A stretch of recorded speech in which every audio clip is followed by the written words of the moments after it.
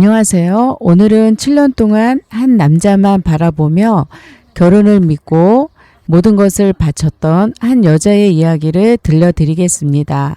그의 가족을 내 가족처럼 챙기고 아이까지 포기했지만 돌아온 것은 배신이었습니다.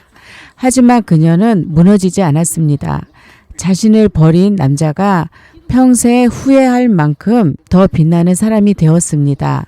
오늘 사연은 누군가를 위해 희생하며 살아온 분들이라면 더 깊이 공감하실 이야기일지도 모릅니다. 사연이 시작되기 전에 구독과 좋아요 한 번씩 부탁드립니다. 여러분의 응원은 큰 힘이 됩니다.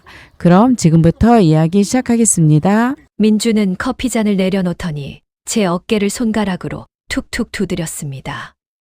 그리고 비웃듯 말했습니다. 하리나, 거울은 보고 다녀?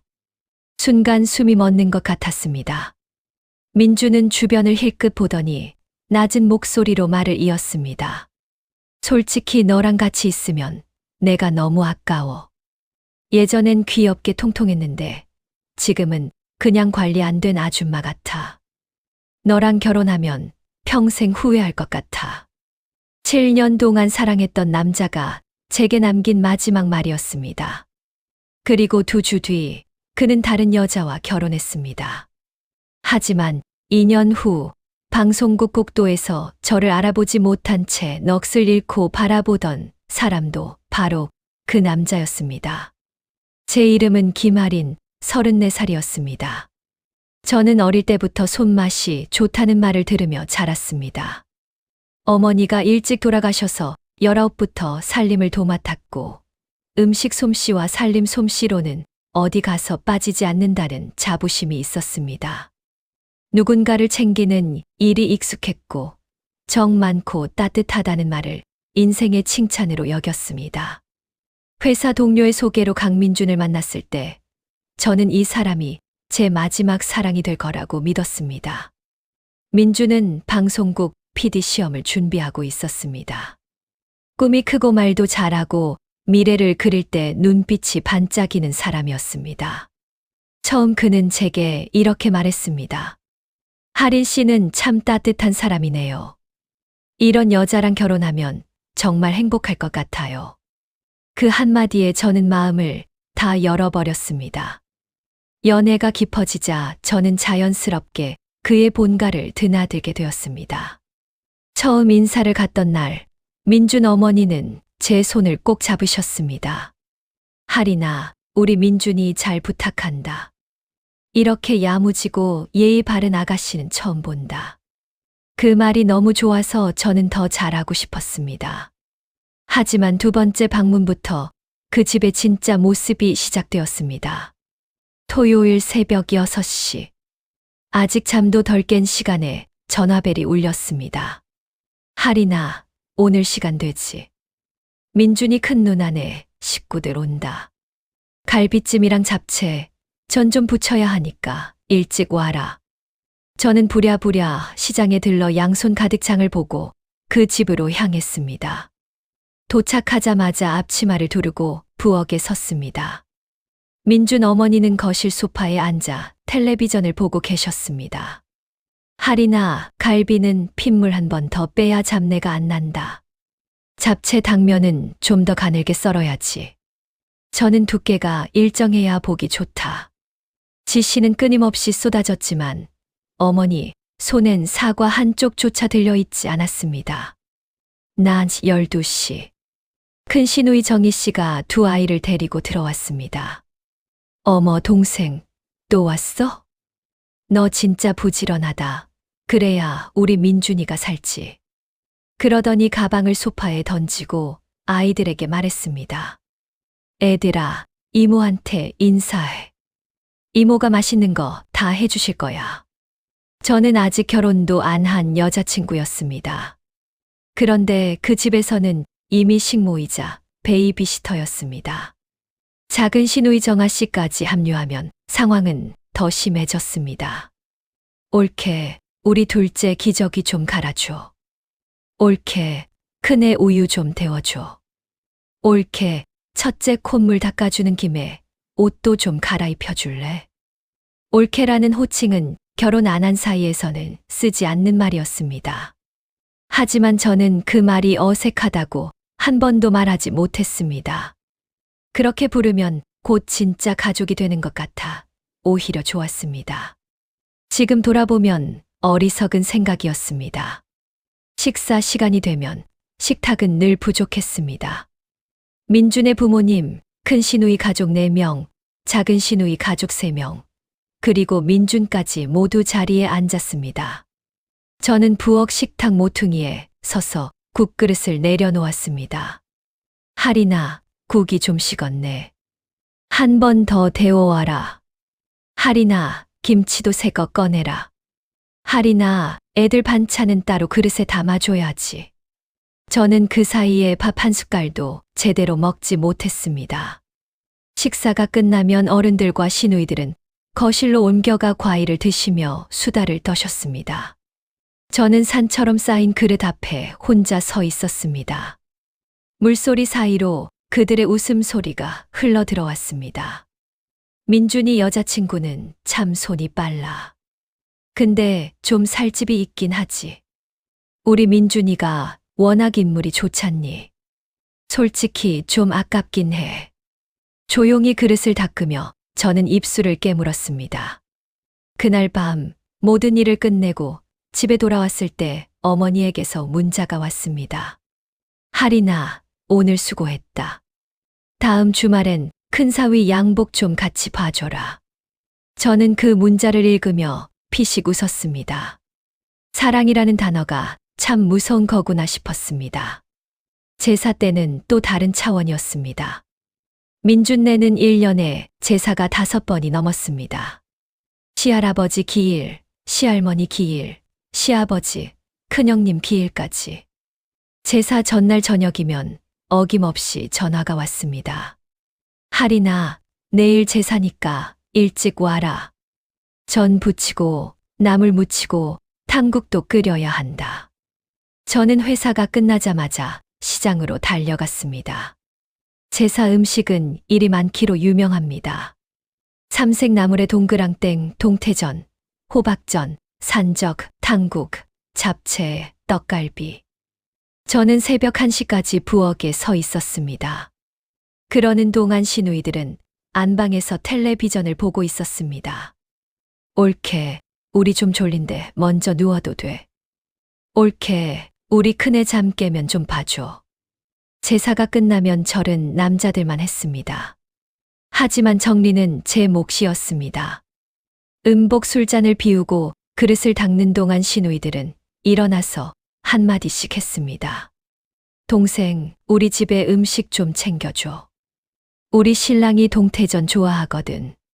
저는 떡갈비, 전, 나물을 각각 3통씩 챙겨드렸습니다. 정작 저는 음식 한 점 입에 대지 못했습니다. 한 번은 시어머니, 친구분이 놀러 오셨습니다. 어머니는 저를 친구분 앞으로 부르셨습니다. 이쪽이 우리 민준이 만나는 아가씨야. 친구분이 고개를 끄덕이며 물었습니다. 손이 야무지다며 우리 집에도 좀 보내봐. 어머니는 웃으며 답했습니다. 할인아, 다음 주에 이 아주머니 댁 가서 김치 좀 담가드려라. 저는 그 자리에서 거절하지 못했습니다. 다음 주 토요일, 저는 처음 보는 어른의 집 부엌에서 김장을 했습니다. 민주는 그날 동기 모임에 갔습니다. 여름 휴가철에는 모두 가족 여행을 갔습니다. 저는 단 한 번도 같이 간 적이 없습니다. 할인아, 우리 가족 여행이라 좀 그렇지. 내가 가면 다들 불편해할 것 같아서. 민준의 말에 저는 그저 고개를 끄덕였습니다. 그러는 동안 저는 그 집 화초에 물을 주러 매일 들렀고 우편물을 정리했습니다. 가족 여행에서 돌아온 시누이는 제게 빨래 한 보따리를 던졌습니다. 동생, 우리 여행 가서 빨래가 산더미야. 좀 부탁해. 제 생일은 그 집에서 단 한 번도 챙겨준 적이 없습니다. 민준조차도 늘 잊었습니다. 미안, 회사가 바빴어. 다음 주에 사줄게. 다음 주는 늘 오지 않았습니다. 반면 시어머니 생신, 시아버지 생신, 시누이들 생일, 조카 생일은 단 한 번도 빠진 적이 없었습니다. 제 생일에는 저 혼자 집에서 미역국을 끓여 먹었습니다. 한 번은 시어머니께서 제게 봉투를 내미신 적이 있습니다. 할인아, 이거 받아라. 저는 잠시 가슴이 뛰었습니다. 처음으로 저를 챙겨주시는 건가 싶었습니다. 봉투를 열어보니 영수증 한 묶음이 들어 있었습니다. 이번 달 제사 음식 영수증이야. 정리 좀 해줘. 내가 계산이 약해서 그러니까. 저는 그날 밤 늦게까지 영수증을 정리하며 마음 한구석이 쓰렸습니다. 그래도 또 스스로를 다독였습니다. 이런 일도 사랑이라고요. 7년 동안 저는 그 집의 모든 일을 외웠습니다. 어머니가 잘 드시는 반찬, 아버지가 좋아하시는 술, 시누이들 식성, 조카들이 못 먹는 음식까지. 하지만 그 집 누구도 제가 무엇을 좋아하는지 묻지 않았습니다. 명절은 지옥이었습니다. 설 연휴 시작 사흘 전부터 저는 민준네 집에서 살다시피 했습니다. 200개에 가까운 만두를 빚었습니다. 손가락 끝이 갈라져 피가 났지만 누구도 알아주지 않았습니다. 민준은 안방에서 친척들과 화투를 치고 있었습니다. 민준 어머니는 큰며느리 자랑하듯 친척들 앞에서 말했습니다. 우리 할인이가 손맛이 좋아. 민준이가 복이 많지. 저는 그 말 한마디에 또 마음이 풀어졌습니다. 차례상 차리는 일도 손님 접대도 설거지도 전부 제 몫이었습니다. 새벽 2시. 모두 잠든 집에서 저 혼자 주방불을 켜고 그릇을 닦았습니다. 손목이 시큰거리고 허리가 끊어질 것 같았지만 사랑하는 사람의 가족이라 참았습니다. 그때까지 저는 정말로 그들이 저를 가족으로 여긴다고 믿었습니다. 가장 모욕적이었던 일이 떠오릅니다. 시아버지 환갑 잔치였습니다. 호텔에서 가족끼리 식사하기로 했는데 저만 따로 한복을 준비하라고 하셨습니다. 할이나 손님들 들어올 때 입구에서 손님 맞이 할 사람이 필요한데 내가 좀 해줘라. 저는 정식 며느리도 아니면서 한복을 입고 2시간을 입구에 서 있었습니다. 손님들은 저를 보고 물었습니다. 새 며느리신가 봐요? 인사 받으세요. 시어머니는 그때마다 환하게 웃으며 답했습니다. 아유, 며느리는 아니고요.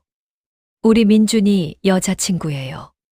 그 말이 그렇게 잔인할 수가 없었습니다. 김장철이 되면 배추배 포기가 그 집 마당에 쌓였습니다. 할인아, 너 손이 매워서 김치 맛이 좋아. 저는 새벽부터 와서 절인 배추를 헹구고 물을 채 썰고 양념을 버무렸습니다. 허리를 펴면 어머니가 한마디 하셨습니다. 젊은 사람이 왜 그렇게 힘들어해? 민주는 친구들과 골프장에 가 있었습니다. 배추 40포기는 큰 시누이 집으로 또 40포기는 작은 시누이 집으로 갔습니다.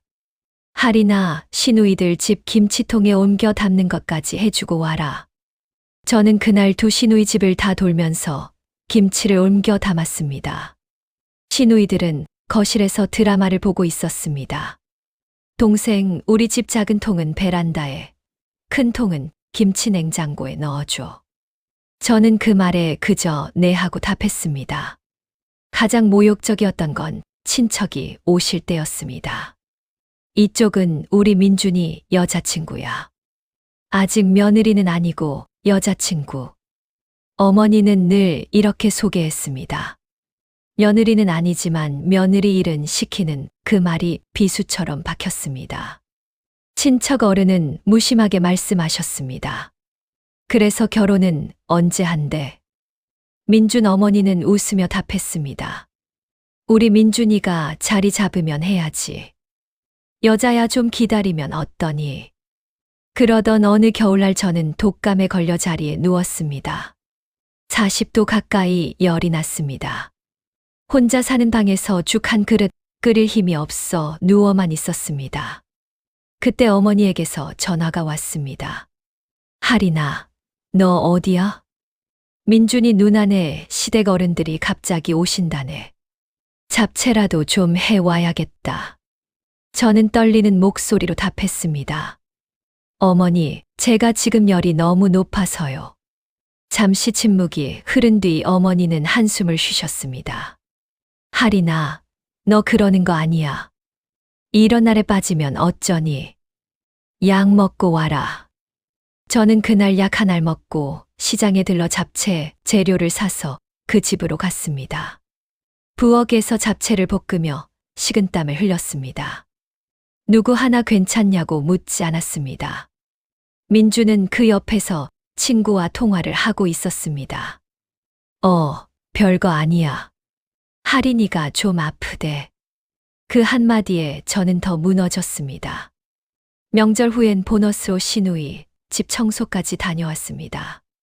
하린아, 나 베란다 청소할 건데 같이 해줄 수 있지?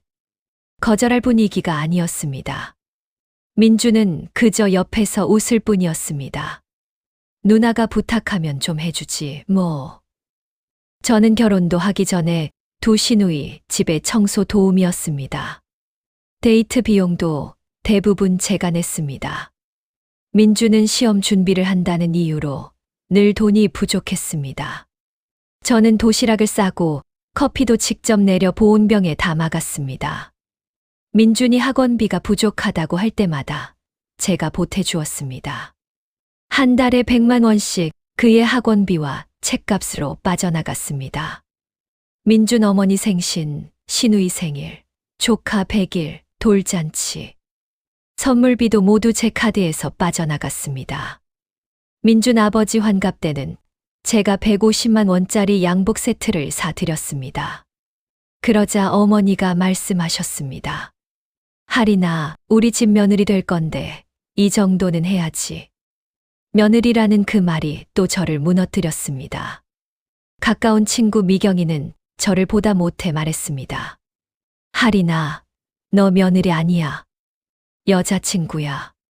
그 집 사람들 너 부려먹는 거 못 보겠다. 저는 그때 친구에게 화를 냈습니다.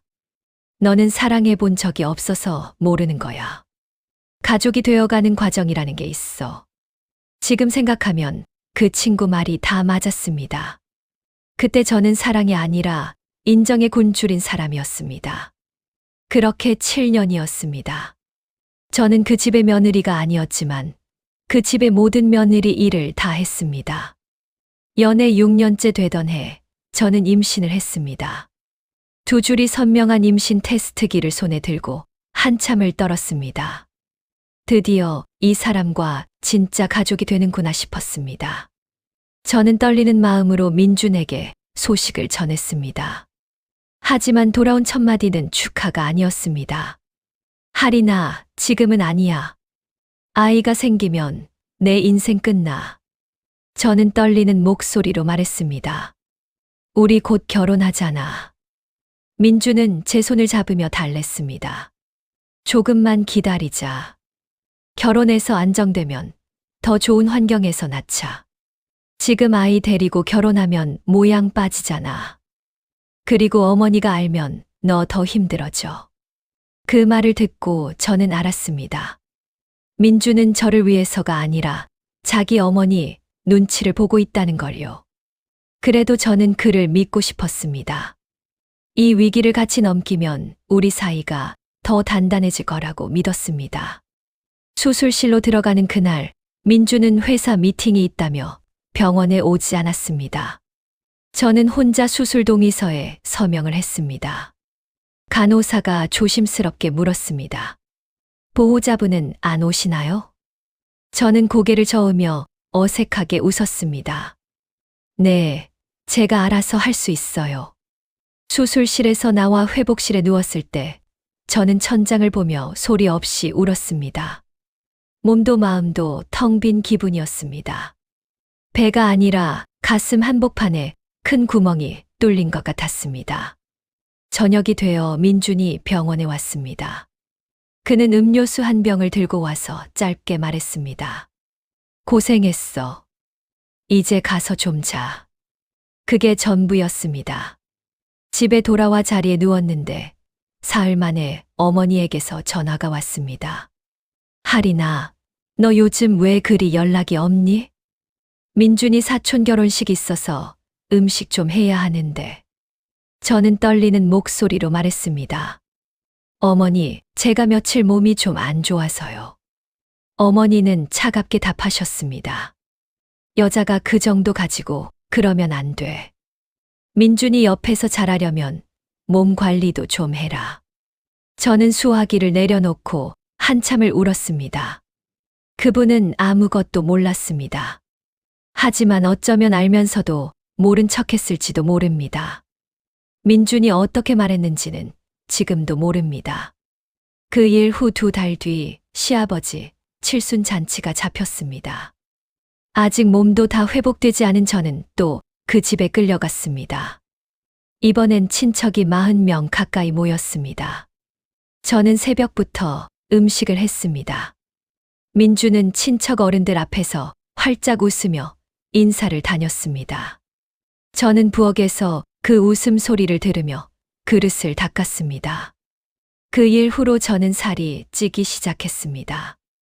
호르몬 변화도 있었고 무엇보다 마음이 무너져 있었습니다.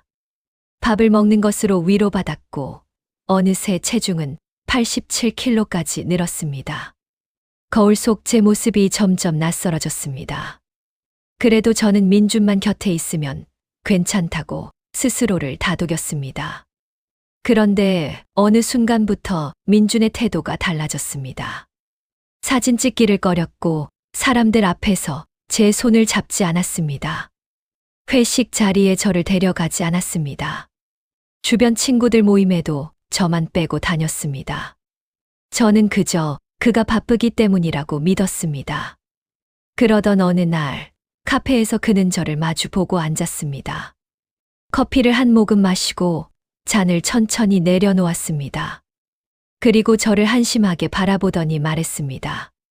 하리나, 솔직히 말할게. 예전엔 귀엽게 통통했는데 지금은 그냥 뚱뚱해. 회사 사람들한테 내 사진 보여주기도 민망해. 너랑 손잡고 다니는 것도 솔직히 창피해. 저는 귀를 의심했습니다. 내가 그렇게 쉬워졌어. 민주는 마치 남 얘기하듯 답했습니다. 좋은 여자라는 건 알아. 근데 여자로서는 더 이상 설레지 않아. 결혼은 평생인데 자신이 없어. 그날 카페에서 저는 한참을 앉아 있었습니다. 7년이라는 시간이 머릿속을 스쳐 지나갔습니다. 새벽 시장의 무거운 장바구니, 김장 마당의 시린 손끝, 혼자 들어간 수술실의 차가운 천장, 한복 입고 2시간 동안 절 봤던 시아버지 환갑, 부엌 식탁 모퉁이에 서서 식은 국을 데우던 제 모습. 그 모든 것이 그의 한마디 앞에서 무너졌습니다. 헤어진 뒤에도 저는 한동안 믿을 수 없었습니다. 7년이라는 시간이 너무 길었기 때문입니다.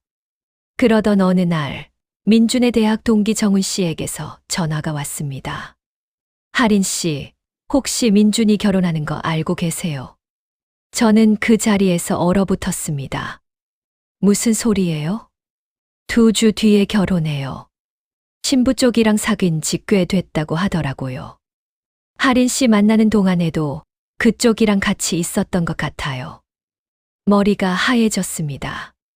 나중에 알게 된 사실은 더 충격적이었습니다. 민주는 이미 1년 전부터 다른 여자를 만나고 있었습니다. 제가 아이를 지우고 그 집안일을 하고 결혼 자금을 모으는 동안 그는 이미 다른 여자와 결혼식장을 알아보고 있었던 것입니다. 그 여자는 강남 대형 병원 외과 과장의 외동딸이었습니다. 그보다 더 견디기 힘들었던 사실이 있었습니다. 민준의 가족들도 모두 이 사실을 알고 있었다는 것입니다. 돌이켜보면 이상한 순간들이 너무 많았습니다. 결혼 이야기가 오갈 무렵부터 어머니는 예전처럼 다정하지 않았습니다. 그래도 필요할 땐 여전히 저를 불렀습니다. 하리나, 이번 주말에 와서 갈비 좀 재워놓고 가라. 하리나, 김장철 다 됐다. 저는 아무것도 모른 채 그 집 냉장고를 채웠습니다. 심지어 결혼 직전 어머니는 저에게 이런 부탁까지 했습니다. 하리나, 우리 집 안방 도배 좀 같이 알아봐줘. 내 안목이 좋잖니. 저는 그날 도배 견본을 보러 종일 발품을 팔았습니다. 그 안방은 새 며느리가 신혼 인사 올 때 쓸 방이었습니다. 그들은 저에게 새 며느리 맞을 준비를 시키고 있었던 것입니다. 큰 시누이는 결혼식 2주 전 저에게 문자를 보냈습니다. 동생, 우리 둘째 어린이집 첫날 도시락 좀 부탁해. 내가 만들면 애가 너무 잘 먹어서. 저는 그 새벽에도 부엌에 서서 도시락을 쌌습니다. 그리고 그 시누이는 2주 뒤 새 올케 손을 잡고 식장에 입장했습니다. 작은 시누이는 결혼식 일주일 전 저를 백화점으로 불렀습니다. 동생, 나 결혼식에 입을 정장 좀 골라줘. 너 안목이 좋잖아. 저는 그날 백화점에서 시누이 옷을 골라주었습니다. 시누이는 그 옷을 입고 새 올케 결혼식에 갔습니다. 저는 그것도 모르고 카드로 코트 한 벌까지 선물했습니다. 300만 원짜리였습니다. 결국 저는 결혼식장에 갔습니다. 멀리서라도 제 눈으로 확인하고 싶었습니다. 턱시도를 입은 민주는 세상 누구보다 행복한 표정이었습니다. 그의 곁엔 순백의 드레스를 입은 신부가 환한 미소로 서 있었습니다. 신부는 작고 가녀린 체형의 단정한 외모였습니다. 한눈에도 제가 아닌 그 여자가 그 집안의 며느리감이라는 게 보였습니다. 민준 어머니는 한복을 곱게 차려입고 하객들을 맞이하고 있었습니다. 저를 볼 때마다 우리 며느리라고 부르던 그분이었습니다. 큰 시누이는 새 올케를 옆에 두고 친척들에게 자랑스럽게 소개하고 있었습니다. 우리 새 올케야. 강남 대형 병원 과장님 따님이래. 손은 안 봤어도 인물이 곱지. 친척들은 새 신부의 손을 잡으며 환하게 웃었습니다. 저는 식장 한쪽 기둥 뒤에서 그 광경을 바라보았습니다. 가슴 속 무언가가 완전히 무너져 내렸습니다. 저에게 그들은 가족이었지만 그들에게 저는 필요할 때 부려쓰는 사람일 뿐이었습니다. 그동안의 시간이 너무 아까웠습니다. 식이 끝나갈 즈음 큰 시누이가 친구들과 이야기하는 소리가 들렸습니다. 솔직히 민준이 옛날 여자친구 좀 짠하지. 그 애 진짜 일은 잘했거든. 김치도 잘 담그고. 근데 어머니가 처음부터 며느리감으로는 안 봤어. 학벌도 그렇고 집안도 그렇고.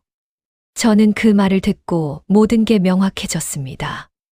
저는 처음부터 며느리감이 아니라 가사 도우미였던 것입니다. 옆에 서 있던 또 다른 친척이 한마디 더 보탰습니다. 근데 그 애한테 일은 다 시킨 거 아니야? 좀 미안하지 않니? 큰 시누이는 어이없다는 듯 웃었습니다. 미안하긴 뭐가 미안해. 자기가 좋아서 한 거지. 누가 시킨 것도 아니고. 그 한마디가 7년의 의미를 한순간에 정리해버렸습니다. 저는 그들에게 단 한 번도 가족이었던 적이 없었던 것입니다. 식장 화장실에서 한참을 울었습니다. 거울 속에는 화장이 번지고 살이 찐 초라한 여자가 서 있었습니다. 저는 거울을 향해 처음으로 다짐했습니다. 다시는 누구에게도 내 가치를 결정하게 두지 않겠다. 이제부터 나는 나로 살겠다. 식장을 나오는 길에 우연히 민준 어머니와 마주쳤습니다. 어머니는 잠시 멈칫하시더니 곧 아무 일도 없었다는 듯 시선을 돌렸습니다. 저는 조용히 고개를 숙이고 식장을 나왔습니다. 그날 밤 집에 돌아와 민준이와 얽힌 사람들 번호를 모두 차단했습니다. 민준 가족의 사진도 모두 지웠습니다. 그 7년의 흔적을 단 하루 만에 모두 정리했습니다. 다음 날 아침 저는 결혼자금 통장을 해지했습니다. 5천만 원이 조금 넘는 돈이었습니다.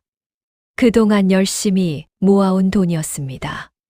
그 돈을 처음으로 저 자신을 위해 쓰기로 했습니다. 헬스장 1년 등록, 필라테스, 수영, 그리고 요리 아카데미. 첫날 헬스장에 갔을 때 러닝머신 위에서 5분도 버티지 못했습니다. 숨이 턱끝까지 차오르고 무릎이 시큰거렸습니다. 거울 속 제 모습이 너무 낯설어 화장실 칸에 들어가 한참을 울었습니다. 하지만 그날 저는 도망치지 않았습니다. 다시 러닝머신 위에 올라갔습니다. 첫 주는 걷기만 했습니다. 둘째 주는 조금 더 빠르게 걸었습니다. 셋째 주는 짧게 뛰었습니다. 무릎이 아픈 날은 수영장으로 갔습니다. 몸이 무거운 날은 필라테스로 자세를 바로잡았습니다. 라면과 빵, 야식을 끊고 닭가슴살과 채소로 식단을 바꿨습니다. 한밤중에 너무 서러워 냉장고 앞에서 울었던 날도 많았습니다. 그럴 때마다 운동화를 신고 밖으로 나가 아파트 단지를 걸었습니다. 가로등 아래에서 혼잣말처럼 중얼거렸습니다. 나를 버린 사람 때문에 무너지지 말자. 이제는 나를 위해 살자. 3개월째 되던 날 처음으로 7kg가 빠졌습니다. 4개월째 되던 날 청바지 사이즈가 2단계 줄었습니다. 5개월째에는 거울을 보며 어색하게 웃을 수 있게 되었습니다. 6개월 뒤 체중계 숫자는 48kg를 가리켰습니다. 하지만 더 크게 달라진 건 몸이 아니라 눈빛이었습니다. 저는 더 이상 누군가에게 선택받기를 기다리는 사람이 아니었습니다. 저는 이름도 바꿨습니다. 김아린이 아니라 새로운 삶을 살아갈 윤서아가 되었습니다.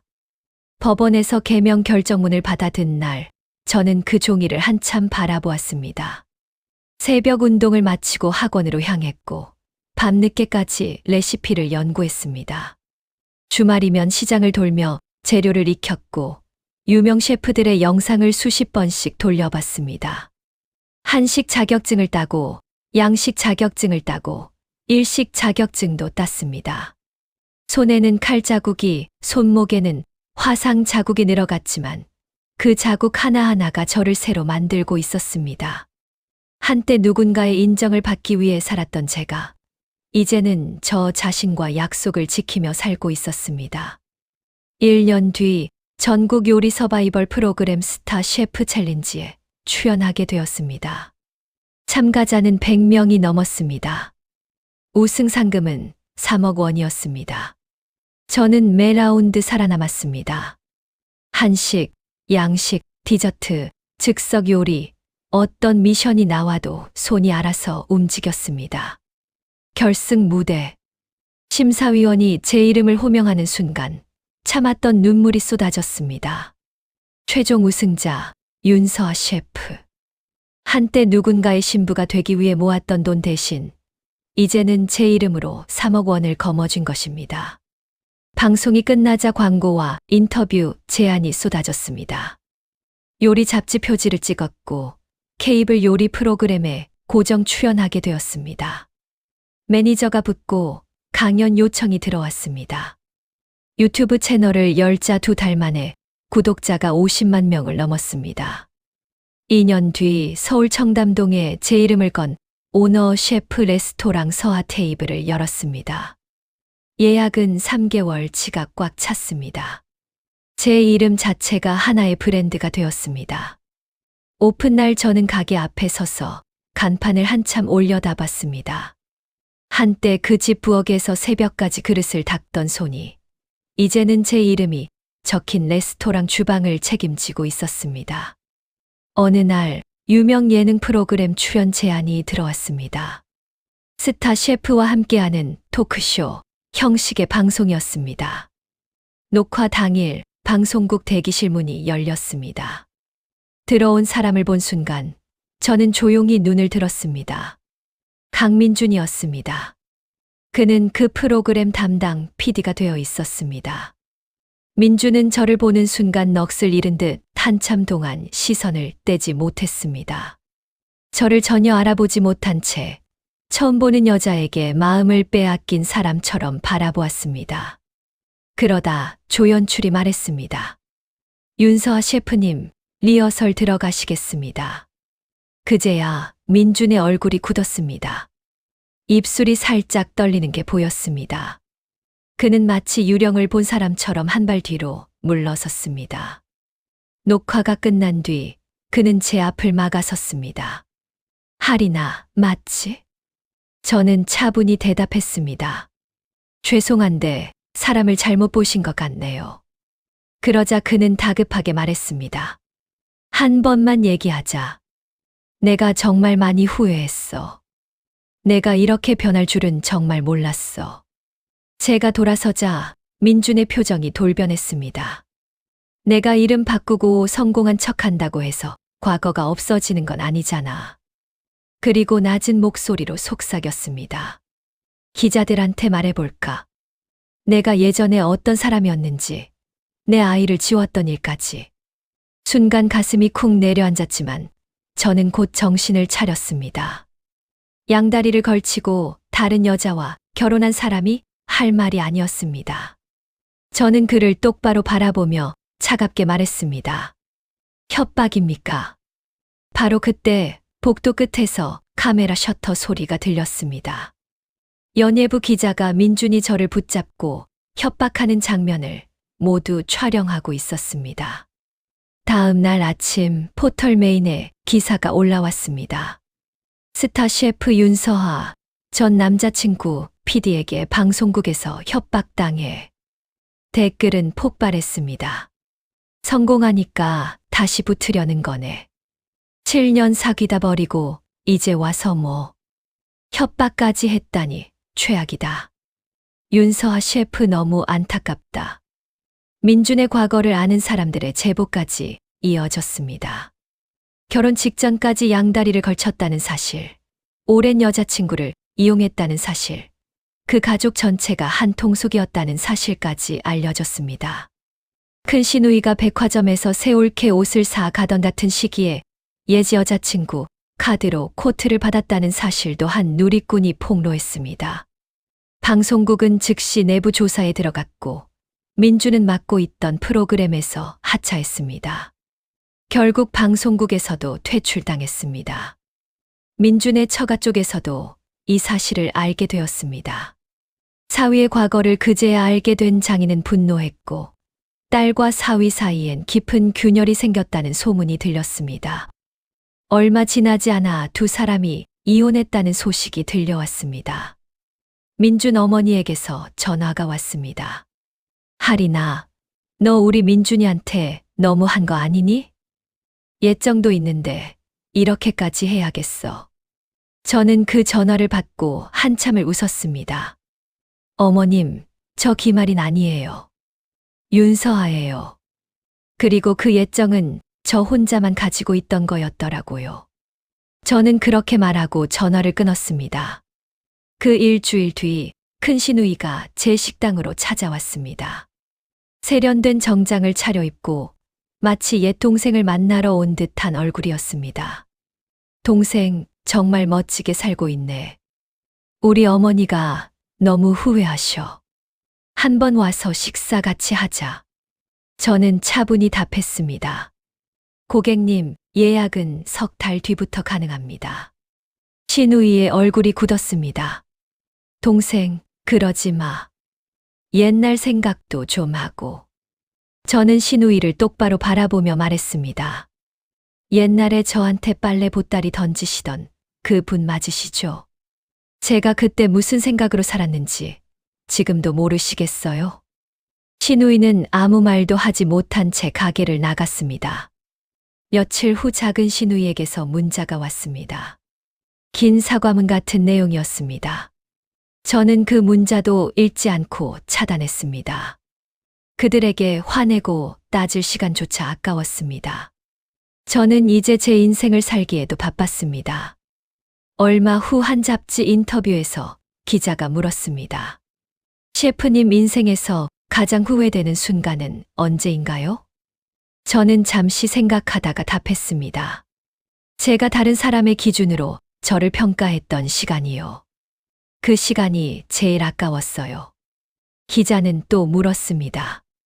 그럼 그 시간을 돌이키고 싶으세요? 저는 고개를 저었습니다. 아니요. 그 시간이 없었다면 지금의 제가 없었을 거예요. 그 시간을 견디며 배운 손맛이 결국 저를 살린 거니까요. 인터뷰가 끝나고 사진사가 카메라를 들었습니다. 저는 환하게 웃었습니다. 제 인생에서 가장 자신 있는 표정이었습니다. 얼마 후 민준에게서 문자가 왔습니다. 미안하다. 그때 내가 너무 어리석었어. 한 번만 용서해 줄 수 있을까? 저는 잠시 메시지를 바라보다가 조용히 삭제했습니다. 답장은 하지 않았습니다. 이미 제 인생에는 그 사람이 들어올 자리가 없었기 때문입니다. 가장 완벽한 복수는 상대를 무너뜨리는 것이 아닙니다. 그 사람이 평생 후회할 만큼 빛나는 사람이 되는 것입니다. 저를 버린 사람 덕분에 저는 비로소 제 자신을 만나게 되었습니다. 이제 저는 누군가의 사랑을 구걸하는 여자가 아니라 제 이름으로 당당히 살아가는 사람입니다. 혹시 지금 누군가의 말 한마디에 자신을 의심하고 계신가요? 당신의 가치는 그 사람이 정하는 것이 아닙니다. 당신은 이미 충분히 소중한 사람입니다. 오늘도 이야기 끝까지 함께 해주셔서 감사합니다. 본 이야기는 시청자 여러분의 이해를 돕기 위해 재구성한 허구의 이야기이며 실존 인물 및 단체와는 아무런 관련이 없습니다.